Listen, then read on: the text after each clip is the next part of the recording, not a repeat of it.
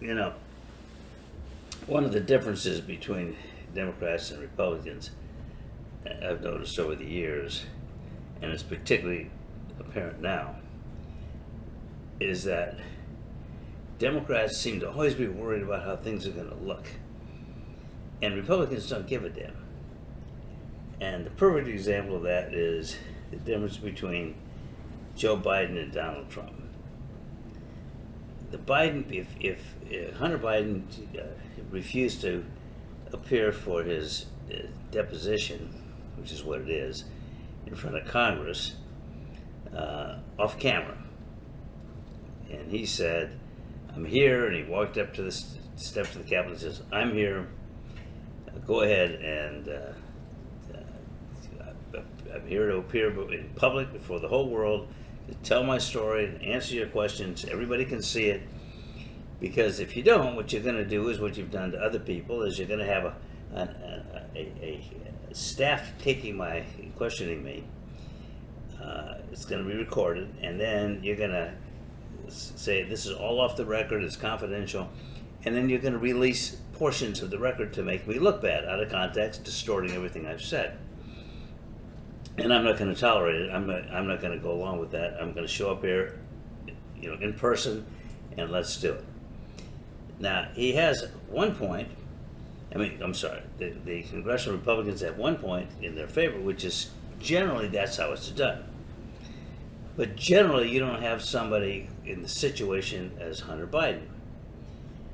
And the reason they wanted to oppose Hunter Biden is to make Joe Biden look bad. Not because they really have any business investigating Hunter Biden. It's all part of this thing they just voted for, to open an impeachment inquiry. And I love it when they say, well, and they ask these Republicans, yes, but do you have any evidence to support the fact that Joe Biden had anything to do with any problems created by Hunter Biden? And their answer is, well, no, not yet, but that's what the impeachment inquiry is about. So what they're doing is comparing it to a grand jury. You don't try a case in the grand jury. You present evidence to the grand jury. You use the grand jury to question witnesses to determine whether a case should be brought. So a grand jury investigation is what they're saying is comparable. Grand jury's job is to dig in and find facts. But you don't just say, oh, we're going to arbitrarily open a grand jury investigation into Joe Blow. You have to have evidence before you open an inquiry. If you have actual evidence of wrongdoing by Joe, and usually, I'm using Joe, not Joe Biden, just Joe in the generic sense, normally you have solid evidence that that person has committed a crime, and then you go into the grand jury to further dig into it and make sure you have it that's admissible and so on and so forth before they bring an indictment, and sometimes they don't. But you have to have evidence before you can start a grand jury investigation. Otherwise, you can just pick anybody off the street, particularly if he's a political enemy, and just start questioning him. And that's what they want to do to Hunter Biden. So the Democrats are now, what happens now? Well, he's going to be held in contempt of Congress by the Republicans because he didn't show up for this staff-run deposition. And that'll probably pass, and he will be held in contempt. So what happens next? This is a little civics lesson for you people who watch this, because American people are so ignorant of even how their own government works. So what happens if somebody just blows off a subpoena from Congress, which in essence was what he did? Well, they have to have a resolution in Congress, they have a contempt of Congress, and then they vote to take action to punish the person for not appearing. So does Congress then proceed to have a vote and prosecute the person? No, they did at one time. They used to, and this was before the Civil War, Congress had its own jails, and they conducted their own trials, and they had their own like marshals to go out there and grab people who didn't show up for a congressional hearing, and they throw them in the jail in the basement of the Congress, and then they try them. If they were found guilty, they could be fined or kept there. That hasn't happened in, I don't know, a couple of 100 years, I don't know, a long time. It's not done that way. So now what they do is they have to be prosecuted, and they can be. It's a crime if the Justice Department decides to prosecute. And who makes that decision? Well, at the end of the line, it's the President of the United States. But in most situations, the President's not involved, so the Congress will the Attorney General makes the decision. And that happened when, I think it was when Obama was president, and they had some people that were called before Congress, and the Republicans held them in contempt. But Eric Holder refused to prosecute him. So that was the end of it. Once the session of Congress is done, that's done too. So the Democrats, I know, and the talking heads are like wringing their hands and saying, well, if Biden intervenes here and the Justice Department doesn't prosecute Hunter Biden, that'll look just terrible. That'll look awful, like it's just blowing off the Congress. What do you think Donald Trump would do if this was one of his kids? That's the question I'm asking you. It's not me to answer. You know what he would do.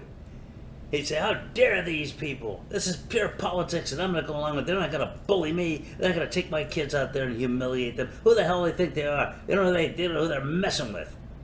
And you know what? Republicans love that about him.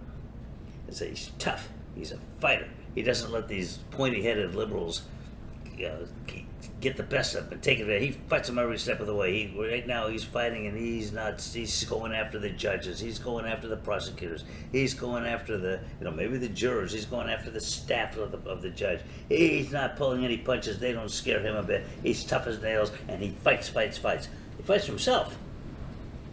And you can be damn sure he'd be fighting for his kids. If this was one of his kids being called up in front of the Democrats, and the Democrats held him in contempt and went to the Justice Department, Donald Trump would pick up the phone and call the Attorney General and say, don't you dare even think about bringing an action against my kid for what these Democrats did.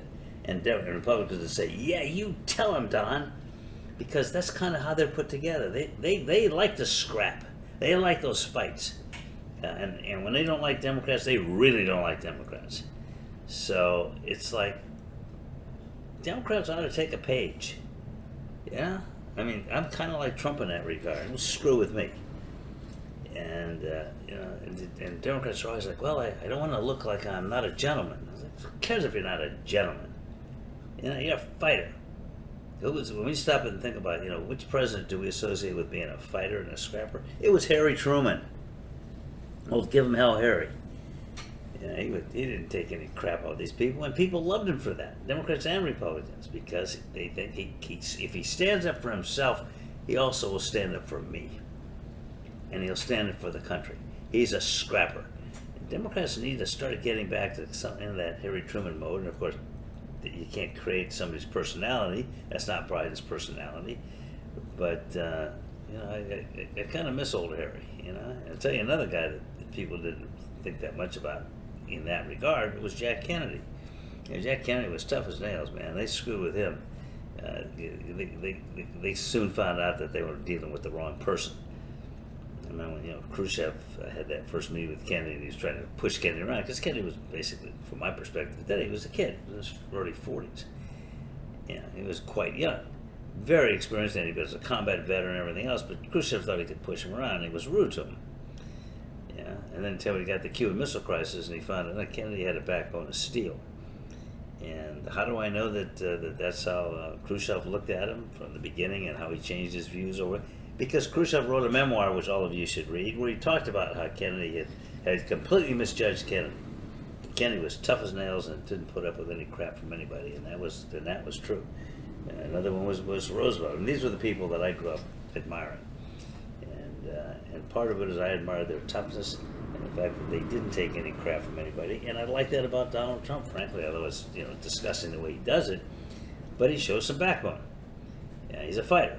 And that's why a lot of the people I know who support him for that reason. So anyway, that's kind of not a particularly meaty topic, but not everything I bring to you is deep as you